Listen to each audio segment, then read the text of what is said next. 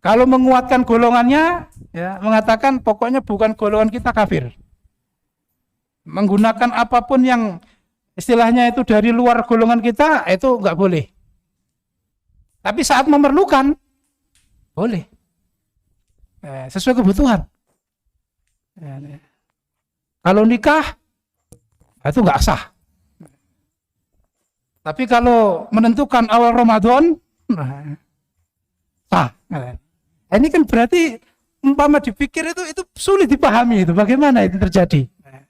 Itu termasuk keajaiban dunia. Makanya dulu kita kalau di sana dulu itu juga keajaiban dunia juga itu. Nah, berarti kalau ya semua diterangkan bukan kelompok kita saja, akhirnya apa? Di akal dibuat sulit memahaminya. Ya, ini khusus jamaah kita. Dalil ini khusus jamaah kita. Ini berlaku hanya ya, zaman Rasulullah. Nah, setelah Nabi itu Islam banyak perpecahan, jadi dalil ini nggak berlaku. Wah, kan akhirnya sulit. Nyari sarahnya juga nggak ada itu. Di mana sarahnya itu? Apalagi pada saat dijelaskan HP dikumpulkan, nggak boleh merekam. Disiarkan YouTube tidak boleh share, tidak boleh ini dikunci pakai password, biaya banyak itu. Kalau kebenaran nggak mungkin sesulit itu. Kebenaran seperti para ulama nulis buku, nulis kitab, ya semua ya diberikan kepada seluruh orang Islam, ngajar, direkam, silakan. Nggak masalah, itu gampang dipahami, gampang dicari.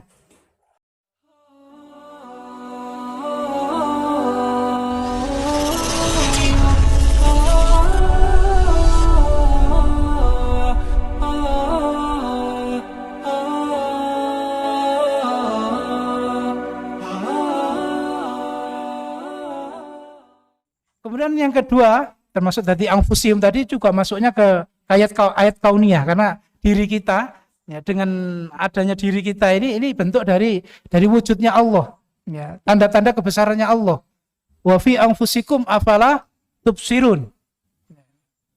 Bahkan termasuk kalau saya sedikit pernah baca itu umpama saraf dalam tubuh kita, ya, itu kalau ditarik gitu lurus, satu orang itu sudah separuh dunia, sudah hampir memutari dunia, itu satu orang.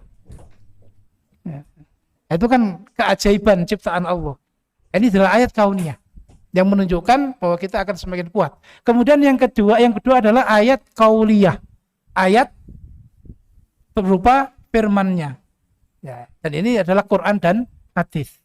Maka di sini Quran dan hadis itu sesuatu yang mudah didapatkan, mudah difahami. Ya, suhulatul fahm. Sedangkan kebatilan itu su'ubatul fahm, sulit memahami. Karena apa? Ilmunya pakai akal. Dan akal itu berubah-ubah. Ya, tergantung ilhamnya, bangunnya ilhamnya apa. Nah, tergantung ilhamnya tergantung kepentingan juga. Kalau menguatkan golongannya, ya, mengatakan pokoknya bukan golongan kita kafir. Menggunakan apapun yang istilahnya itu dari luar golongan kita, itu nggak boleh. Tapi saat memerlukan, boleh. Sesuai kebutuhan. Kalau nikah, itu nggak sah. Tapi kalau menentukan awal Ramadan, sah. Ini kan berarti umpama dipikir itu sulit dipahami itu bagaimana itu terjadi. Itu termasuk keajaiban dunia. Makanya dulu kita kalau di sana dulu itu juga keajaiban dunia juga itu. Makanya tadi saya cerita ya banyak ustadz yang megang kepala. Sebelum ustadz itu kita sendiri sekarang ya mungkin ya tadinya juga megang kepala juga. Kok bisa begitu? Sulit dipahami, ilmu itu sulit dipahami kalau itu ilmu yang mengarah pada kebatilan. Termasuk kalau kita bicara torekot, mazhab-mazhab, aliran-aliran, itu luar biasa. Sulitnya dipahami itu luar biasa. Ya. Karena menggunakan ilmu namanya ilmu kalam. Nah, Imam Ibnu Qayyim mengatakan ilmu kalam itu, ya kalau yang pinter nggak perlu, kalau yang bodoh nggak akan paham. Kalau yang pintar nggak perlu karena sudah cara berpikirnya seperti ilmu kalam. Tapi bagi orang bodoh nggak manfaat karena apa? Nggak akan paham. Kan tidak mungkin Allah memberi jalur kebenaran dengan cara ilmu, ilmu yang sulit dipahami. Apalagi nggak banyak, sulit lagi dipahami. Ya itu tadi, cari rujukannya sulit. Dari dulu sampai sekarang belum ketemu. Tapi tetap husnudon. Dulu ada, tapi kelemahan kita, kekurangan kita ini.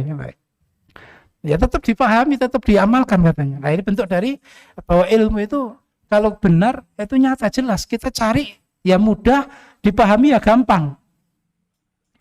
Kalau ada dalil seperti mangkana akhiru kalamihi la ilaha illallah dakhalal jannah, sudah. Ya, pokoknya akhirnya mengatakan la ilaha illallah, ya sudah, surga. Seperti tadi yang ceritakan Syekh Khalil, ya, pemuda Yahudi meskipun tadinya musuhi, meskipun ya kafir, tapi begitu detik-detik mau meninggal la ilaha sudah dakhalal jannah. Pamannya Nabi ya, oleh Nabi kan sudah ditawari, ya, pokoknya mau la ilaha illallah akan saya bela.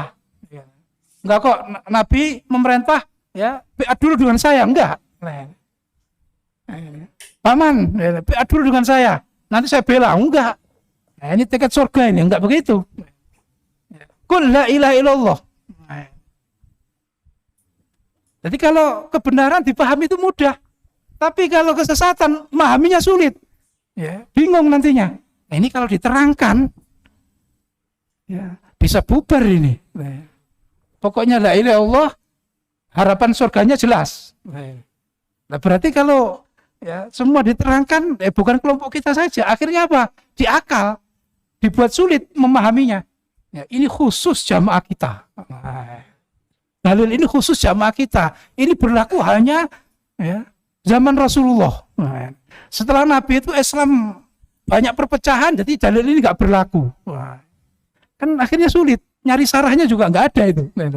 Di mana sarahnya itu?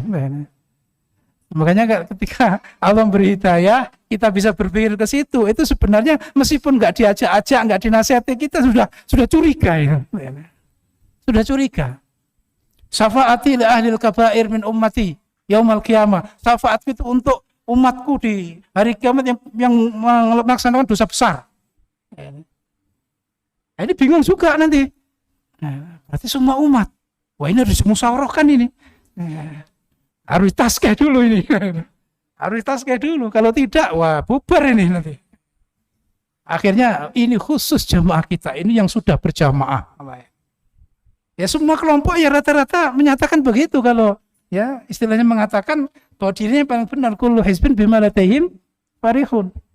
Makanya kok ada dalil, ada kok sulit memahaminya dan tidak ada dasarnya. Jelas itu adalah kebatilan, kesesatan. Apalagi pada saat dijelaskan HP dikumpulkan, tak boleh merekam. Disiarkan YouTube tidak boleh share, tidak boleh ini dikunci pakai password, biaya banyak itu. Kalau kebenaran nggak mungkin sesulit itu. Kebenaran seperti para ulama, nulis buku, nulis kitab, ya semua ya diberikan kepada seluruh orang Islam, ngajar, direkam, silakan. Nggak masalah, itu gampang dipahami, gampang dicari. Itu yang ketiga. Kemudian yang keempat, kebenaran mewujudkan kebaikan, sedangkan kesesatan memunculkan kejelekan. Allah Ta'ala berfirman seperti tadi yang sudah disampaikan sekolah di materi kedua, yaitu innallaha ya'muru bil adli wal ihsan. Allah memerintah, ya, ya'muru itu kan fi'il mudhari', ya, artinya ya selalu, nggak pernah memerintah yang lain. Ya'muru terus menerus, perintahnya itu adalah bil adl, dengan keadilan, wal ihsan dengan perbuatan baik, berbuat baik, wa ita'idil kurba, mendatangkan, ya, nyambung sanak famili atau memberi hak mereka, wa yanha 'anil fakhsya'i wal munkari wal baghi, dan Allah mencegah, ya, dari perbuatan keji, kemungkaran dan penganiayaan. Al-baghy itu adzulm, penganiayaan. Dari dalil ini bahwa ya, ayat ini kan di dalam surat An-Nahl, dan sebelum ayat ini kan Allah menyatakan bahwa Quran itu tibyanan likulli syai'. Nah, keterangan dari semua hal. Apa isinya keterangan itu? Ya ini, yaitu 3 hal yang diperintah dan 3 hal yang dilarang. Dan ini sumber kebaikan. Ya. Al-Ilmu membahas adil, ihsan, dan memberi hak atau menyambung sanak famili, berbuat baik pada sanak famili itu sebuah kebaikan, itu kumpulan kebaikan. Tapi kenapa Allah kok nyebut larangannya? Padahal larangan berbuat fahsya, mungkar, baik itu ada di dalam perintah tadi. Kan kalau sudah diperintah adil, diperintah kebaikan, diperintah berbuat baik pada sanak famili, kan nggak mungkin berbuat fahsya, mungkar, dan baik. Nah, ini juga perlu kita pahami kalau dalam ijaz Al-Quran, yaitu masalah tentang bagaimana kuatannya ya, nas-nasnya Al-Quran, itu istilahnya apa? At-tansis ziyadatul makna. Jadi kalau diulangi seperti ini menunjukkan ya betul-betul ditekankan bahwa agama yang sumbernya Quran dan hadis ya pasti ini hasilnya. Al-adl, al-ihsan, dan ita'idil qurba. Nggak mungkin fahsya, nggak mungkin mungkar, nggak mungkin baghi. Pendalamannya juga, kenapa Allah mendahulukan al-adl, baru kemudian menyebut al-ihsan? Ya. Jawabannya, karena al-adl itu wajib, nggak bisa ditawar. Ya. Tidak ada sunnahnya. Perintah berbuat adil itu wajib, nggak bisa ditawar. Nggak ada tingkatan. Tapi kalau al-ihsan itu ada tingkatan. Ada yang sunnah, ada yang wajib. Makanya di nomor 2 kan.